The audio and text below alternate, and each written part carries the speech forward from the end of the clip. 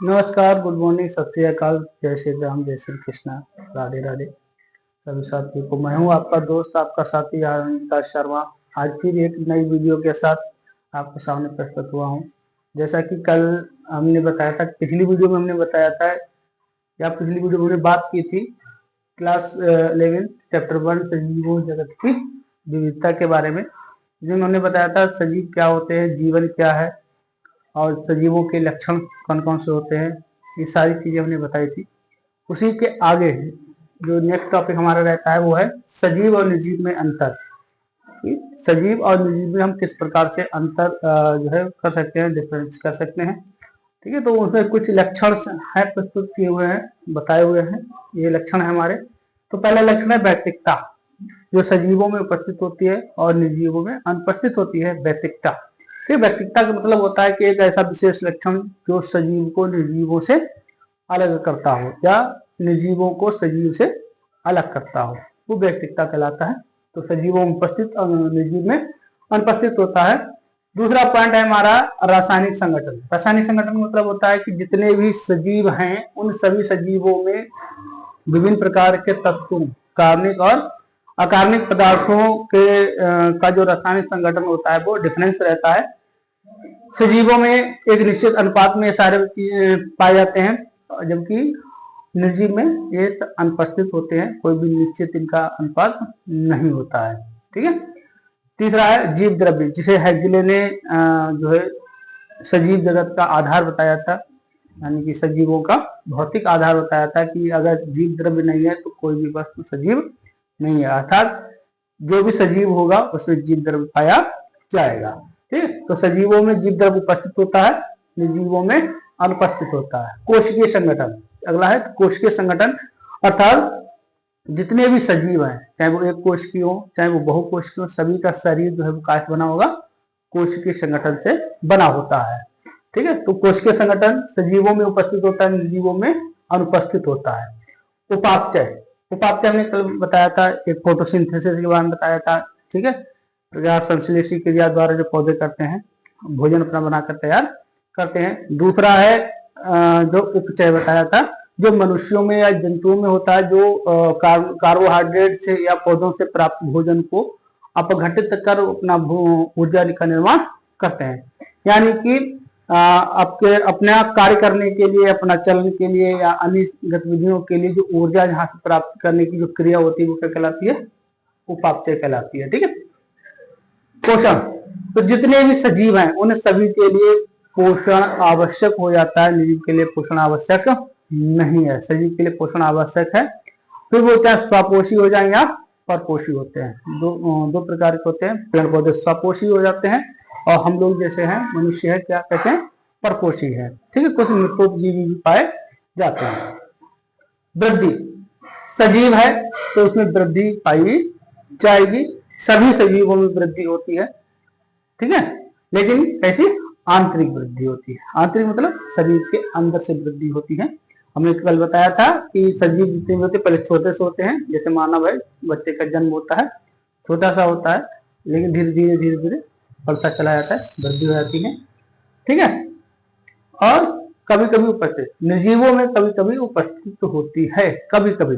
ठीक है, सब में नहीं होती है, कभी कभी। जैसे मान लिया अगर हम बात करें कि ये बोर्ड हमारा है, इसमें वृद्धि हो जाएगी, लेकिन इसमें वृद्धि नहीं होती है क्योंकि ये निर्जीव है, वृद्धि नहीं होगी इसमें। ठीक है, लेकिन हाँ कुछ चीजें ऐसी हैं जिसमें वृद्धि हो जाती है, वो हम आगे बताएंगे। हम दूसरा पार्ट है उसमें बताएंगे। गति, जितने भी सजीव हैं सबके सब गति करते हैं।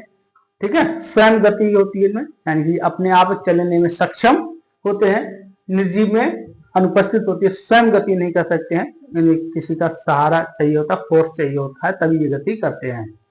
ठीक है, श्वसन, जितने भी सजीव है सब में सभी श्वसन क्रिया करते हैं। अब वो आक्षिक श्वसन हो या अनाक्षिक श्वसन, दोनों होते हैं। आक्षिक श्वसन भी होता है और अनाक्षिक श्वसन भी हो जाता है। ठीक है, लेकिन निर्जीव में एक चीज अनुपस्थित होती है, उत्सर्जन, यानी कि शरीर में बनने वाले अपशिष्ट पदार्थ का शरीर से बाहर निकालने की जो क्रिया है वो सजीवों में पाई जाती है, निर्जीवों में ये अनुपस्थित होती है। ठीक है, जनन की क्रिया, यानी अपने समान संतान उत्पन्न करने की जो प्रक्रिया होती है वो सजीवों में होती है, निर्जीवों में नहीं होती है। अनुक्रियता, अनुक्रियता का मतलब होता है किसी भी क्रिया विधि के प्रति अनुक्रिया करना। जैसे अगर हमने आपको डांट दिया, किसी बच्चे को डांट देते हैं तो तुरंत आंसू निकलना शुरू हो जाते हैं, तो वो क्या है, क्रिया के प्रति अनुक्रिया हो जाता है। ठीक है, तो वो सजीवों में उपस्थित होता है, निर्जीवों में अनुपस्थित होता है। तो ये कुछ लक्षण है आपके जो बताते हैं क्या कि सजीव निर्जीव से किस प्रकार से भिन्न है। इन लक्षणों के आधार पर हम सजीवों को निर्जीवों से अलग कर सकते हैं। ठीक है, अब इसके अलावा हम आगे बढ़ते हैं, सजीव की बात करते हैं कि जो सजीव, अब इसके माध्यम से ये तो पता लग गया कि हाँ सजीव में क्या क्या होती है और निर्जीव में क्या क्या अनुपस्थित होता है। लेकिन जो सजीव हैं ये क्या एक ही प्रकार के हैं? ऐसा नहीं है। अब सजीव भी दो इसके संगठन बनने के तैयार हो जाते हैं, दो समूह बन के तैयार हो जाते हैं। एक होता है जंतु और एक होते हैं पादप समूह। ठीक है, दो समूह बनकर तैयार होते हैं। तो उसी के आधार पर सजीव समूह के दो मुख्य समूह के मध्य अंतर, सजीवों के दो मुख्य समूह के मध्य अंतर यहाँ पे बताएंगे आ जाते हैं। तो पहला समूह कौन सा है? जंतु का आ जाता है, और दूसरा समूह हमारा पादप हो जाता है। ठीक है, तो इनके भी देख लेते हैं कि जो सजीव है, पहला समूह जंतु, दूसरा समूह जो पादप है, इनमें अंतर कैसे हम लोग देखते हैं। ठीक है, तो इसमें भी देखो लक्षण हमारे लगभग वही है। ठीक है, एक दो लक्षण इधर उधर हो सकता है, सारे लक्षण वही है जो यहाँ पर थे। ठीक है, लेकिन पादप में अलग होते हैं और जंतुओं में अलग अलग हो जाते हैं, कुछ थोड़ा सा डिफरेंस रहता है। तो उसी के आधार पर इन दोनों समूहों में हम क्या करते हैं, लक्षणों को देखते हैं। ठीक है, तो पहला लक्षण क्या है? शारीरिक संगठन आता है। देखो अभी हमने बताया था जितना भी सजीव है, जितने भी सजीव हैं, चाहे वो पेड़ पौधे हो चाहे जंतु हो, सभी का शरीर कैसा होता है? संगठन से बन करके बना होता है।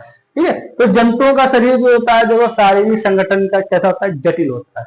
जटिल मतलब इसमें दिखाएगा अंग तंत्र है, अंग है, इनके क्या होता है। तो इसमें क्या होता है कि सबसे पहले जो जंतु बनकर के तैयार होते हैं उसमें क्या होता है, सबसे पहले क्या बनता है? जीव द्रव्य बनता है। जीव द्रव्य से कोशिका बनती है, कोशिका विभाजन होकर के कोशिका समूह बनाता है, कोशिका समूह जो है मिलकर के क्या बनाता है? ऊतक का निर्माण करते हैं, टिश्यू बनाते हैं। टिश्यू, बहुत सारे टिश्यू आपस में मिलकर के ऊतक तंत्र का निर्माण करते हैं, यानी कि टिश्यू सिस्टम बनाते हैं। ठीक है, टिश्यू आपस में मिलकर के क्या बनाते हैं? अंग बनता है, और बहुत सारे अंग मिलकर के अंग तंत्र बनाते हैं, और पूरा अंग तंत्र मिलकर के पूरे शरीर का निर्माण करता है। तो ये जो प्रक्रिया थी ये हो गई आपकी बहुकोशिकीय जीवों के लिए। लेकिन एक कोशिकीय जीव में एक ही कोशिका इन सारी क्रियाओं का कार्य करती है। ठीक है, तो जंतुओं का शरीर संगठन कैसा होता है? जटिल होता है। लेकिन पादप का जो शारीरिक संगठन होता है वो कुछ हद तक कैसा होता है? जंतुओं से सरल होता है, इजी होता है, सरल होता है। इसमें तीन भाग पाए जाते हैं, जल, तना, पत्ती और फूल। तो फूल तो बाद में आता है, लेकिन जल, तना, पत्ती पहले से शुरुआत हो जाती है। फूल बाद में आता है, उपस्थित होता है, लेकिन उसको भी अंग माना जाता है। ठीक है, लेकिन इसके साथ साथ इसमें जो कोशिकाओं का जो विभाजन होता है वो लगातार होता रहता है और ये निरंतर बढ़ते रहता है। ठीक है, वो नहीं। दूसरा है वृद्धि। वृद्धि का मतलब आता है कि किसी भी चीज का बढ़ना। हमने कल बताया था आपको, किसी भी चीज की बढ़ोतरी होना क्या कहलाता है?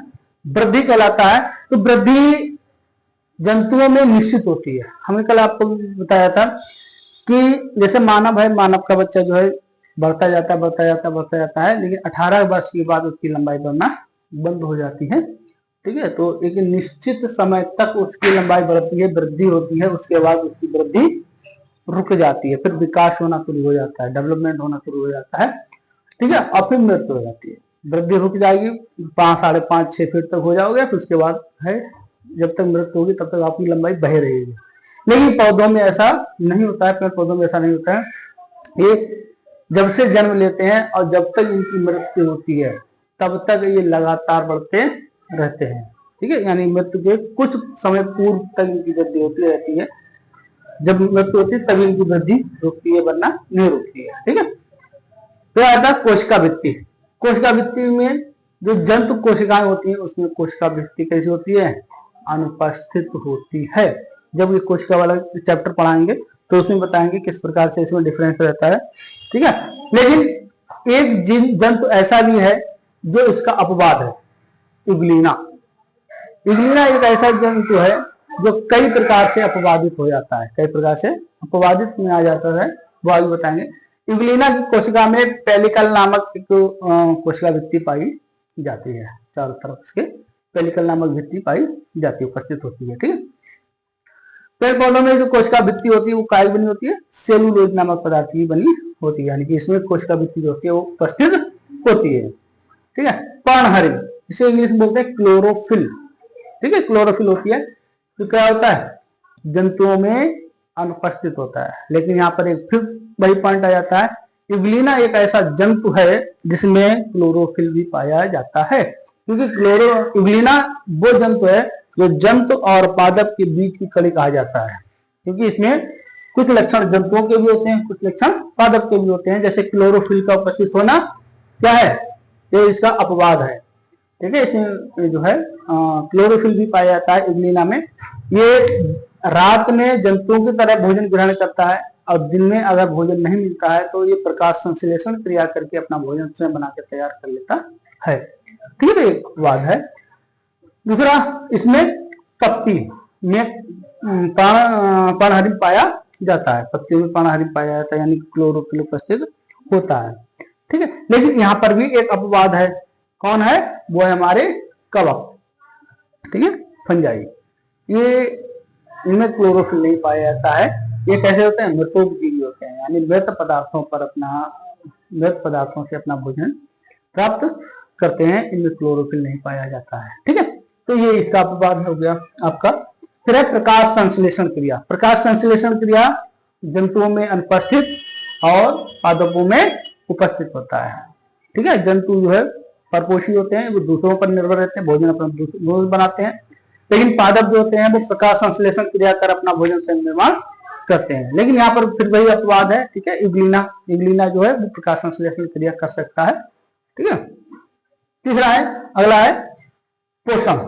पोषण, देखिए जितने भी सजीव हैं वो सभी पोषण को ग्रहण करते हैं, चाहे वो पेड़ पौधे हो चाहे जंतु, सभी को पोषण की आवश्यकता होती है। तो मानव क्या करता है, परपोषी है, तो परपोषी में दूसरे पौधों से भोजन प्राप्त करता है, ठीक है, जिससे कार्बोहाइड्रेट, प्रोटीन, वसा आदि ये सारी चीजें ग्रहण कर लेता है, ठीक है। लेकिन पौधे कैसे हैं, स्वपोषी होते हैं, ये प्रकाश संश्लेषण क्रिया द्वारा अपना भोजन स्वयं बनाकर तैयार कर लेते हैं। तो पोषण सजीवों में आवश्यक हो जाता है, ठीक है।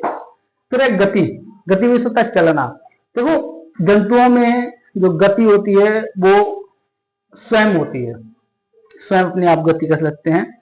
अब उसमें भी गति में जब लक्षण हमने पढ़ाए थे आपको, हमने बताया था, तो फ्लैजिलेट हो गया, सिलिएटेड हो गया, ठीक है, इसके द्वारा गति कहते हैं। गमन हो गया, तो गमन, चलन, उड़ना, तैरना, ये सारी क्रियाएं, जैसे मछली तैरती है, पक्षी उड़ते हैं, ठीक है, हम लोग चलते हैं, गमन भी करते हैं, ठीक है, तो आसानी से कर लेते हैं हम लोग, अपनी इच्छा के अनुसार चल सकते हैं। लेकिन पौधे जो हैं वो आसानी से नहीं चल सकते, वो स्थिर रहते हैं। लेकिन वो क्या कर लेते हैं, प्रचलन कर सकते हैं, हल्का सा छोटा सा प्रचलन कर सकते हैं, ठीक है। इसमें क्या होता है कि जड़ तना पत्ती है, आपने देखा होगा, हवा के सहारे से मूवमेंट करती है, जब आंधी चलती है तो पेड़ हल्का सा झुक जाता है। तो ये चीजें जो है पेड़ कर सकते हैं। लेकिन देखो एक स्थान से दूसरे स्थान तक चले जाए तो ऐसा नहीं होता है, ठीक है। तो ये एक स्थान से दूसरे स्थान तक गति नहीं कर सकते हैं, लेकिन वे मूवमेंट कर सकते हैं हल्की से, ठीक है। फिर है उत्तेजनशीलता। उत्तेजनशीलता मतलब होता है किसी भी, हमने बताया ना पिछले उसमें बताया था हमने कि किसी भी क्रिया के प्रति अनुक्रिया करना ही क्या कहलाता है, उत्तेजनशीलता कहलाता है, ठीक है। जिसमें अत्यधिक होती है, जंतु में अत्यधिक होती है, प्रतिक्रियाएं करना अत्यधिक होती है, गुस्सा होना, रोना, ये सारी क्रियाएं अधिक होती हैं, शीघ्रगामी हो जाती हैं, ठीक है। और तंत्रिका तंत्र उपस्थित होता है इसमें जंतुओं में, ठीक है, जबकि पेड़ पौधों में ऐसा नहीं है। इसको छोड़ करके, कुछ पौधों को छोड़ करके, जैसे आपकी छुईमुई हो गया, लाजवंती से बोलते हैं, छुईमुई हो गया, उसको छूने से पत्तियां उसकी मुरझा जाती हैं, तो उसमें थोड़ी सी उत्तेजनशीलता होती है, ठीक है। फिर है उत्सर्जन तंत्र। जंतु में उपस्थित होता है, यानी अपशिष्ट पदार्थों को शरीर से बाहर निकालने के लिए एक तंत्र होता है जिसे उत्सर्जन तंत्र कहते हैं। तो जंतुओं में उपस्थित होता है, पेड़ पौधों में अनुपस्थित होता है। कोशिका विभाजन जंतुओं में भी उपस्थित, पादपों में उपस्थित, क्योंकि बिना कोशिका विभाजन के कोई भी जीव सजीव जो है वो वृद्धि नहीं कर सकता है। जब वृद्धि करेगा तो कोशिका विभाजन होगा। ठीक है। उसके बाद रसधानी, उसमें अनुपस्थित, उसमें उपस्थित। देखो रसधानी जो होती है एक छोटी सी संरचना होती है जिसमें पदार्थों का आदान प्रदान किया जाता है। ठीक है। तो ये जंतुओं में अनुपस्थित होती है और पेड़ पौधों में उपस्थित होती है। कार्बोहाइड्रेट संचय, कार्बोहाइड्रेट संचय मतलब होता है जो भी भोजन होता है हम वो किसी प्रकार से संचय कर लेते हैं, एकत्रित कर लेते हैं। ठीक है। तो जो जंतु होते हैं वो ग्लाइकोजन के रूप में अपने आप को अपने में भोजन का संचय करते हैं, इसके रूप में ग्लाइकोजन के रूप में करते हैं। और पेड़ पौधे जो होते हैं वो मंड अर्थात स्टार्च के रूप में भोजन का संचय करते हैं। ठीक है। तारककाय, ये एक स्टार नुमा संरचना होती है। ठीक है, जो जंतुओं में उपस्थित होती है लेकिन पौधों में अनुपस्थित होती है। ये कोशिका के केंद्र के समीप जो माइटोकॉन्ड्रिया होती है उसके आसपास जो है रहती है। ठीक है। तो जंतुओं में उपस्थित रहती है और पादपों में अनुपस्थित रहती है। ठीक है। तो ये था आज का हमारा एक छोटा सा टॉपिक जिसमें बताया गया सजीव और निर्जीव में अंतर तथा सजीव के जो दो समूह हैं जंतु और पादप, इन दोनों में किस प्रकार से अंतर को हम देख सकते हैं इसके बारे में बताया गया है। इसके आगे की वीडियो आपको कल मिलेगी। तब तक के लिए नमस्कार, सत श्री अकाल, राम राम। और अगर आप हमारा चैनल देख रहे हैं तो हमारा चैनल लाइक कीजिए, सब्सक्राइब कीजिए, बेल आइकन जरूर दबाइए, जिस पर ऑल वाला बटन है वो जरूर दबाइए ताकि आपके पास हमारी वीडियो लगातार पहुंचती रहे। ठीक, और शेयर भी करते रहिए, लोगों से कहते रहिए, बच्चों से कहते रहिए कि हमारी वीडियो देखें और अपनी शिक्षा को आगे बढ़ाते रहें। धन्यवाद।